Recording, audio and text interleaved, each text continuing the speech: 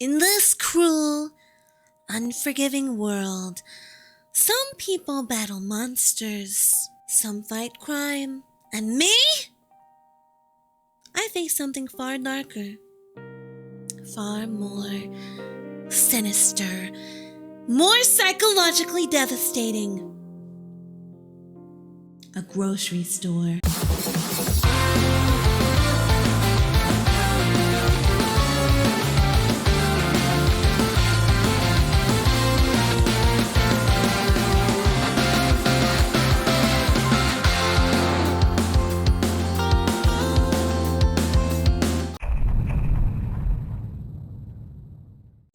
Started with a simple notification on my phone, a reminder I set for myself 2 days ago by Groceries.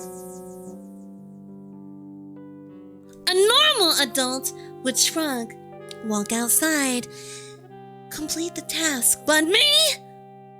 No. I stared at that reminder like it just challenged me to a gunslinger standoff. I could order delivery, but last time I did that, the driver called me sir. I still haven't recovered from that. So I had to go, physically, in person, to the store,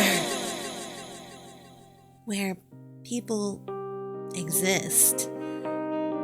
Too many people. Where do they even come from? I put on my coat like a detective preparing for her final case, took one last look at my room, said goodbye to my plushies, leaving my dignity at home with them for safekeeping.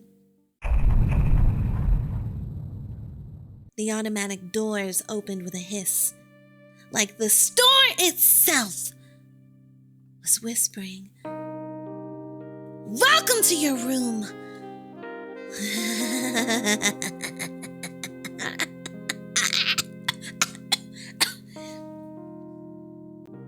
The air smelled like stale hope and lightly bruised avocados. I grabbed a cart.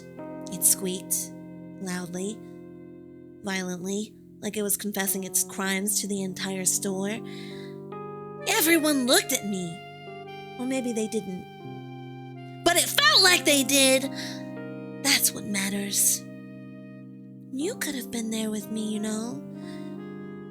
holding my hand, pushing my cart, threatening the lobsters in the seafood tank with me. They know what they did! I approached the produce aisle, the land of fruits, vegetables, and crippling insecurity. I reached for an apple, just one, a single apple. Then someone else reached for an apple at the same time. Our hands almost touched. No, absolutely not. I did not emotionally prepare for incidental hand contact with a stranger today. I pulled my hand back so fast. I dislocated a memory. Then I looked at the bananas. Every bunch was either too green, too spotty, too thick, too thin. My Goldilocks expectations for potassium were not being met. Why am I like this? Why is fruit like this? Why is life like this? I moved to the next aisle, or I tried to.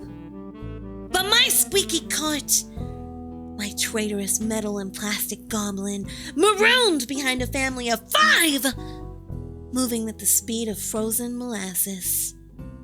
They blocked the entire aisle, just horizontally, like a human wall of disappointment, a monument to my personal frustration. I tried to pass. I tried to maneuver, but the cart betrayed me again, emitting a squeal that sounded like a demon cackling. The dad looked at me, and I looked at him. An ancient battle of wills commenced. I lost. I backed up. If only I could reverse my entire existence. Then I reached the cereal aisle, a place I once thought was safe. But no. No. It became my Waterloo! There were too many options, too many colors, too many mascots aggressively grinning at me like they knew my high school math grades. I stood there, motionless, staring at the wall of cereal for so long that an employee asked if I needed help. I said I'm fine, which is the biggest lie I've ever told, since I'll just watch one more episode. Mortified, I picked up a box, then another. I put all 3 back, then grabbed the 4th one because it was on sale, even though I hate that cereal. Adulting is a lesson in compromise, I suppose, and by compromise, I mean abject suffering. Finally, after so long, I made it to checkout. I put my items on the conveyor belt. Bread first, cereal second, anxiety third. Then the cashier asked the question, "Did you find everything okay?" No, I did not find everything okay. Nothing is okay. I barely survived the produce section, but what did I say? I said, yep. The universal cry of the socially anxious, I fear. Then the card machine said, "Insert, remove, insert again, error, approved, just kidding, try again." The card machine was gaslighting me harder than my inner monologue. And the person behind me exhaled loudly, I might say, like they were inflating a petty balloon of judgment.